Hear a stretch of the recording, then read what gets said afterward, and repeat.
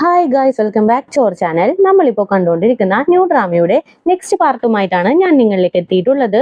അപ്പോൾ അധികം വെയിറ്റ് ചെയ്യാണ്ട് നമുക്ക് നേരെ എപ്പിസോഡിലേക്ക് പോകാം. ഇപ്പോൾ ഗവൺമെന്റ് വീട് ഏറ്റെടുക്കില്ല എന്നറിയുമ്പോഴേക്കും ഭുവാനയുടെ അമ്മക്ക് ആകെ സങ്കടമാകും. അങ്ങനെ എല്ലാവർക്കും ഫുഡ് ഉണ്ടാക്കാനായിട്ട് കിച്ചണിലേക്ക് കയറും. ആ ടൈമിനാണ് പെട്ടെന്ന് ഷോക്ക് അടിക്കുന്നത്. പെട്ടെന്ന് തന്നെ ഭുവാൻ അകത്തേക്ക് ഓടി വരും. അമ്മ വീട് ഏറ്റെടുക്കില്ല എന്നും പറഞ്ഞ് അമ്മ ഇത്രക്ക് സങ്കടപ്പെടേണ്ട ആവശ്യമൊന്നുമില്ല. നമ്മുടെ ജീവനല്ലേ വേണ്ടത്. എന്തായാലും ഇനി ഇവിടെ ഫുഡ് ഉണ്ടാക്കണ്ട, നമുക്ക് പുറത്തു പോയിട്ട് ഫുഡ് കഴിക്കാന്ന് പറഞ്ഞ് 4 പേരും കൂടി ഫുഡ് കഴിക്കാനായിട്ട് ഒരു റെസ്റ്റോറന്റിലേക്ക് വരും. അപ്പോഴും അമ്മയുടെ സങ്കടമൊന്നും മാറിയിട്ടില്ല. എന്താണിത്, എങ്ങനെയെങ്കിലും ഇവിടെ നിന്ന് രക്ഷപ്പെട്ടു പോവാന്ന് വിചാരിക്കുമ്പോ ഒന്നും നടക്കുന്നില്ല. എപ്പോഴും നമ്മൾ ഇവിടെ കിടന്ന് കഷ്ടപ്പെടേണ്ടി വരും. കയ്യിൽ ക്യാഷ് ഇല്ലാത്ത ഒരാളെ മാരേജ് ചെയ്ത ഇതേപോലെ നരക ജീവിതം അനുഭവിക്കേണ്ടി വരും എന്നൊക്കെ പറഞ്ഞ് പുള്ളിക്കാരി ഇങ്ങനെ പൊലമ്പിക്കൊണ്ടിരിക്കും. അപ്പൊ തന്നെ ശാവും, അമ്മ എന്തായാലും ഇനി ഈ വീട് വിൽക്കാൻ പറ്റില്ലല്ലോ, നമുക്ക് ഈ വീട് റിനോവേറ്റ് ചെയ്താലോ എന്ന് ഇങ്ങനെ ചോദിക്കും. അതിനെന്തോരം ക്യാഷ് വേണോന്നാ നീ പറയുന്നത്?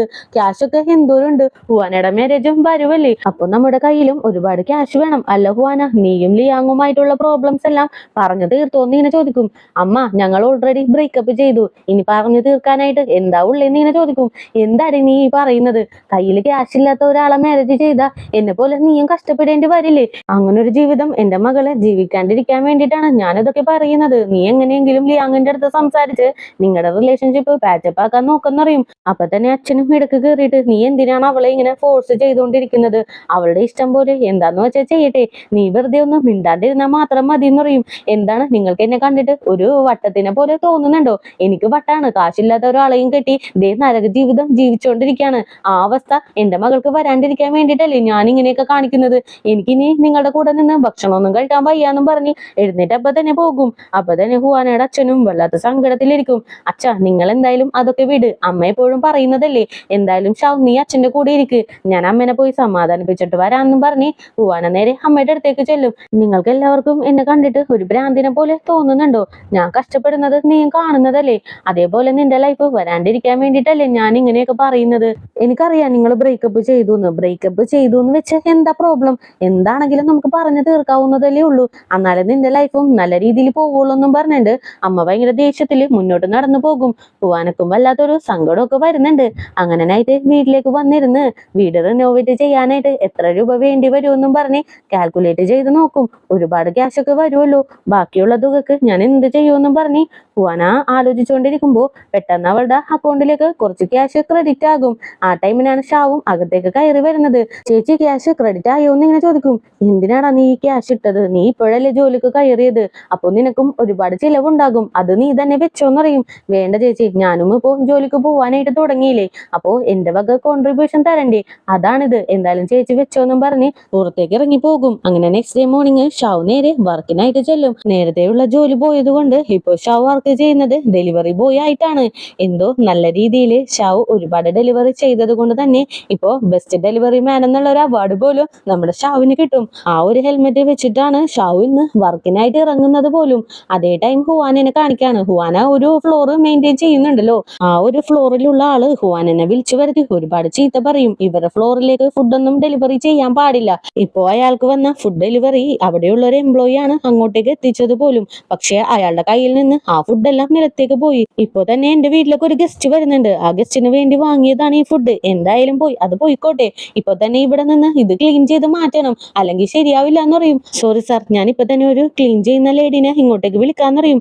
എന്തായാലും അവര് വരാനായിട്ട് ലേറ്റ് ആവില്ലേ, എനിക്ക് ഇപ്പൊ തന്നെ ഗസ്റ്റ് വരും, നീ തന്നെ ഇത് ക്ലീൻ ചെയ്യാനായിട്ട് പറയും. അങ്ങനെ ഹുവാനയും ഒരു മടിയും കൂടാണ്ട് ആ ഫുഡൊക്കെ ക്ലീൻ ചെയ്തുകൊണ്ടിരിക്കുമ്പോ പെട്ടെന്ന് ഇത് കണ്ട് ലിയാങ് അങ്ങോട്ടേക്ക് വരും.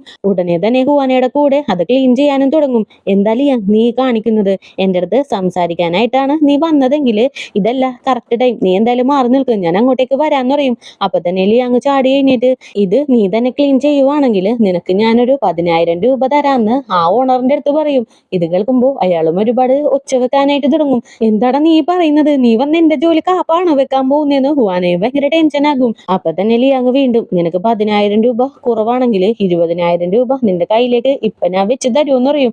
എന്ത് 20,000 രൂപയോ? 20,000 രൂപ എനിക്ക് തന്നെ തരണമെന്നും പറഞ്ഞ് അയാളാണെങ്കിലോ ക്ലീൻ ചെയ്യാനായിട്ട് അപ്പൊ തന്നെ സമ്മതിക്കും. അപ്പൊ തന്നെ ഹുവാന ലിയാങ്ങുമായിട്ട് താഴേക്ക് ഇറങ്ങി വരും. നിനക്കിപ്പോ എന്താ വേണ്ടേന്ന് ഞാൻ ചോദിക്കും. എനിക്ക് നിന്റെ അടുത്ത് ഒരു സോറി പറയണം, നിന്നെ ഞാൻ ഒരുപാട് ഹേർട്ട് ചെയ്തിട്ടുണ്ട്, അതേപോലെ എന്റെ വീട്ടുകാരും ഒരുപാട് നിങ്ങളെ എല്ലാവരെയും ഹേർട്ട് ചെയ്തു, എന്നാലും അതൊന്നും കാര്യങ്ങളൊന്നും മനസ്സിൽ വെക്കാണ്ട് നീ കാരണമാണ് എന്റെ ഡാഡി ഇപ്പോ ജീവനോട് കൂടിയുള്ളത്. അതിനിപ്പോ എത്ര താങ്ക്സ് പറഞ്ഞാലും മതിയാവില്ല. എനിക്ക് സത്യത്തിൽ നല്ല കുറ്റബോധമുണ്ട്. എന്നെ പോലെ തന്നെ എന്റെ ചേച്ചിക്കും കുറ്റബോധമുണ്ട്. നീ ഞങ്ങളുടെ സോറി അക്സെപ്റ്റ് ചെയ്യുമോ എന്ന് നീന ചോദിക്കും. ദേ നോക്കില്ല, നമ്മൾക്കിടയിൽ ഓൾറെഡി ബ്രേക്കപ്പ് കഴിഞ്ഞതാണ്. അതുകൊണ്ട് തന്നെ ഇങ്ങനെ ഒരു കോൺവെർസേഷന്റെ ആവശ്യം ഇവിടെ ഇല്ലാന്ന് പറയും. പ്ലീസ് ഹുവാന, ഞങ്ങളൊന്ന് മനസ്സിലാക്ക്. അറ്റ്ലീസ്റ്റ് ഈ ഒരു ഓഫർ ലെറ്ററെങ്കിലും നീ അക്സെപ്റ്റ് ചെയ്യണം. എന്റെ ഡാഡ് നിനക്ക് വേണ്ടി കണ്ടെത്തിയ ജോബാണ്. ഈ ഒരു ജോബ് കൊണ്ട് നീ രക്ഷപ്പെടാനായിട്ടുള്ള ഒരുപാട് ചാൻസ് ഉണ്ട്. അതുകൊണ്ട് നീ ഇത് അക്സെപ്റ്റ് ചെയ്യണോന്ന് പറയും. ഇവരിങ്ങനെ സംസാരിച്ച് നിൽക്കുന്നതെല്ലാം മിങ്ങും ഹീയും കൂടി കാറിൽ വരുമ്പോ കാണുന്നൊക്കെയുണ്ട്. ഇത് കാണുമ്പോ ഹീക്ക് ടെൻഷൻ ആകും. ദേ നിങ്ങൾ ഇപ്പൊ ചെന്ന് ഹുവാനെ രക്ഷപ്പെടുത്തുന്നതായിരിക്കും നല്ലത്. അല്ലെങ്കിൽ ഹുവാന വീണ്ടും ലിയാങ്ങിന്റെ പുറകെ പോവൂന്ന് പറയും. നിനക്ക് അവളെ മനസ്സിലായിട്ടില്ല, അതുകൊണ്ടാണ് നീ അവളെ അങ്ങനെ ജഡ്ജ് ചെയ്തത്. അവളെ കാണാൻ ഇത്തിരി സോഫ്റ്റ് ആണെങ്കിലും ഉള്ളിൽ നല്ല റഗഡ് ഗേൾ ആണ്. അതുകൊണ്ട് അവൾ ഒരിക്കലും ലിയാങ്ങിന്റെ പുറകെ പോവില്ല എന്ന് പറയും. മിങ് പറഞ്ഞ പോലെ തന്നെ ഹുവാനയും. എനിക്ക് ഈ ജോബ് ഒന്നും അക്സെപ്റ്റ് ചെയ്യാനായിട്ട് പറ്റില്ല. എന്റെ അവസ്ഥ ഇപ്പോ ഇത്തിരി മോശമാണെങ്കിലും അഡ്ജസ്റ്റ് ചെയ്ത് ജീവിക്കാനായിട്ട് എനിക്കൊട്ട് സാധിക്കില്ല. അതുകൊണ്ട് എനിക്ക് ഈ ജോബ് ഒന്നും വേണ്ടെന്നും പറഞ്ഞ് ഹുവാന അങ്ങോട്ട് നടന്നു പോകും. ഇത് കാണുമ്പോൾ മിങ് ഒന്ന് ചിരിക്കും. അപ്പൊ തന്നെ ഹീയും, എനിക്ക് ഈ കാറാണോ ഇഷ്ടം സ്വീറ്റ് ആണോ ഇഷ്ടം? ഒരുപാട് വർഷമായിട്ട് ഞാൻ നിങ്ങളുടെ കൂടെ നിൽക്കുവല്ലേ, ഇതെങ്കിലും അറ്റ്ലീസ്റ്റ് എന്നെ കുറിച്ച് അറിയാമോ? കുറച്ചു നാളല്ലേ ആയിട്ടുള്ളൂ ഹുവാനിനെ കണ്ടിട്ട്. അവളുടെ ക്യാരക്ടർ എന്താണെന്ന് പോലും നിങ്ങൾക്ക് മനസ്സിലായി, എന്നിട്ട് എന്നെ കുറിച്ച് ഒരു ചെറിയ കാര്യം പോലും മനസ്സിലായില്ലല്ലോ എന്നും ചോദിച്ച് ഭയങ്കര ടെൻഷനായിട്ട് കാറും എടുത്ത് അവിടെ നിന്ന് പോകും. അങ്ങനെ ഹുവാന ബിസിനസിന്റെ കാര്യത്തിനായിട്ട് ആരെയോ മീറ്റ് ചെയ്യാനായിട്ട് പുറത്തേക്ക് പോകും. ആ ടൈമിനാണ് ഡെലിവറി ചെയ്യാൻ പോയ നമ്മുടെ ഷാവ് ഒരു കാറുമായിട്ട് അവന്റെ വണ്ടി വന്ന് ആക്സിഡന്റ് ആവുന്നത്. ഈ ഒരു സംഭവം എല്ലാം ഹുവാനയും കാണാൻ ഇടയാകും. അങ്ങനെ വീട്ടിലേക്ക് വന്നിരുന്ന് ഭയങ്കര ഫീൽ ചെയ്തോണ്ടിരിക്കുമ്പോ പെട്ടെന്ന് ഷാവ് അകത്തേക്ക് കയറി വരും. എന്താ ചേച്ചി, വർക്കും കഴിഞ്ഞ് ചേച്ചി നേരത്തെ വന്നു? എന്നേലും നേരത്തെ വന്നല്ലോ എന്ന് ഇങ്ങനെ ചോദിക്കും. അപ്പൊ തന്നെ ഹുവാന ഷാവിനെ പിടിച്ചിരുത്തി അവന്റെ സ്ലീവ് തുറന്നു നോക്കും. ആ ടൈമിന് ബ്ലഡ് ഒക്കെ വരുന്നുണ്ട്. ഇത് കാണുമ്പോ തന്നെ ഹുവാനക്ക് സങ്കടം വന്ന് ഷാവിനെ കെട്ടിപ്പിടിച്ച് ഭയങ്കരമായിട്ട് ഫീൽ ചെയ്ത് കരയും. ഇത് കാണുമ്പോ തന്നെ ഷാവിനും ഏകദേശം കാര്യം പിടി കിട്ടും. അങ്ങനെ കുറച്ചു നേരം കഴിയുമ്പോ ഹുവാന തന്നെ അവന്റെ മുറിവൊക്കെ ക്ലീൻ ചെയ്ത് മരുന്ന് വെച്ച് കൊടുത്തോണ്ടിരിക്കും. ഞാൻ എന്ത് ചെയ്യാനാണ് ചേച്ചി, അന്ന് നമ്മുടെ വീട്ടില് വെള്ളമൊക്കെ വന്നില്ലേ, ആ ടൈമിന് ലീവ് എടുത്തു. അപ്പോഴാ സീനിയർ എല്ലാവരുടെയും മുമ്പിൽ വെച്ച് എന്നെ ഓവറായിട്ട് നാണം കെടുത്തി. അതിന്റെ ദേഷ്യത്തിലാണ് ആ ജോബ് കളയേണ്ടി വന്നത്. എന്തായാലും ചേച്ചി വിഷമിക്കണ്ട, ഇത് ജസ്റ്റ് കുറച്ച് നാളത്തേക്ക് ഒരു എക്സ്പീരിയൻസിന് വേണ്ടി ചെയ്യുന്നതാണ്. എന്തായാലും നല്ലൊരു ജോബ് ഞാനിപ്പോ തപ്പിക്കൊണ്ടിരിക്കുകയാണെന്ന് പറയും. നിനക്ക് എന്തെങ്കിലും ബുദ്ധിമുട്ടുണ്ടെങ്കിൽ ഉടനെ തന്നെ ചേച്ചിനെ കോള് ചെയ്യണം. പിന്നെ ഒരു കാര്യം നിന്റെ അടുത്ത് പറയാനായിട്ടുണ്ട്. ലിയാങ്ങിൻ തന്നെ കാണാനായിട്ട് വന്നിരുന്നു. ഒരു ജോബും അവൻ എനിക്ക് ഓഫർ ചെയ്തു എന്നറിയും. എന്തായാലും ആ ജോബ് ഓഫർ ചേച്ചി അക്സെപ്റ്റ് ചെയ്തിട്ടുണ്ടാവില്ല എന്ന് എനിക്ക് നന്നായിട്ട് തന്നെ അറിയാം. എപ്പോഴും പണക്കാരുടെ കൂടെ നമ്മൾ അഡ്ജസ്റ്റ് ചെയ്ത് പോകണമോ? അങ്ങനെയൊന്നും വേണ്ട ചേച്ചി. നമുക്ക് 4 പേർക്കും കൂടി പ്രയത്നിച്ചാല് നമുക്ക് ലൈഫിൽ മുന്നേറി വരാനായിട്ട് സാധിക്കില്ലേ? നമ്മുടെ അച്ഛന്റെ കയ്യിൽ ഒരുപാട് കഴിവുണ്ട്. അമ്മയ്ക്കാണെങ്കിലും കുക്ക് ചെയ്യാനായിട്ട് എക്സ്ട്രാ ടാലന്റാ ഉള്ളത്. ചേച്ചി നന്നായിട്ട് സംസാരിക്കില്ലേ? പിന്നെ ഞാനും ഒരു വക്കീലാവാൻ പോവാണ്. നമുക്ക് 4 പേർക്കും കൂടി നമ്മുടെ ലൈഫ് ബെറ്റർ ആക്കാൻ പറ്റില്ലേ എന്ന് ഇങ്ങനെ ചോദിക്കും.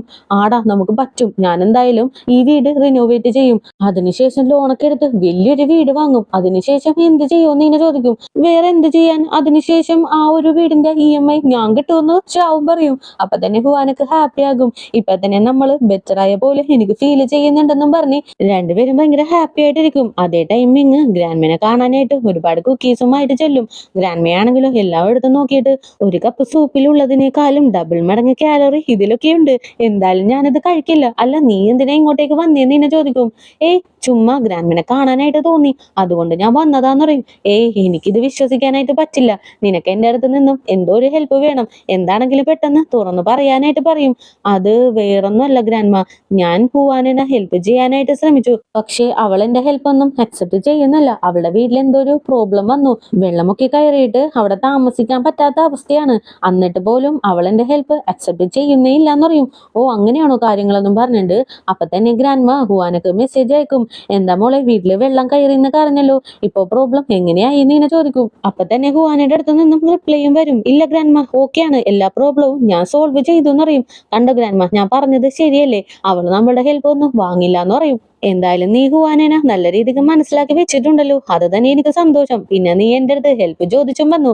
ഇനി എന്തായാലും നീ സങ്കടപ്പെടേണ്ട, ഞാൻ എന്താന്ന് വെച്ചാൽ ചെയ്തോളാന്നും പറഞ്ഞ് രണ്ടുപേരും കൂടി ഉള്ളതിൽ കാലറി കുറഞ്ഞ ബിസ്ക്കറ്റ് ഒക്കെ ഷെയർ ചെയ്ത് കഴിച്ചോണ്ടിരിക്കും. അങ്ങനെ കുറച്ചു നേരം കഴിയുമ്പോ ഹീയുമായിട്ട് മിങ് നേരെ ഫിഷിങ്ങിന് പോകും. അപ്പൊ തന്നെ ഹീ, എന്തായാലും നിങ്ങളുടെ ഗ്രാൻഡ്മ സൂപ്പറാണ്. നിങ്ങളാണ് സ്വന്തം പേര് കൂട്ടിയെങ്കിലും ഹുവാനയുടെ അടുത്തും ഒരുപാട് സ്നേഹമുണ്ട്. ഏകദേശം രണ്ടുപേരെയും സ്നേഹിക്കുന്നത് ഈക്വൽ ആയിട്ടാണ്. എന്തായാലും നിങ്ങൾക്ക് ഒറ്റക്ക് ഷിംഗ്ലി ഹോട്ടലിൽ കൈപ്പറ്റാനായിട്ട് പറ്റുമെന്ന് തോന്നുന്നില്ല.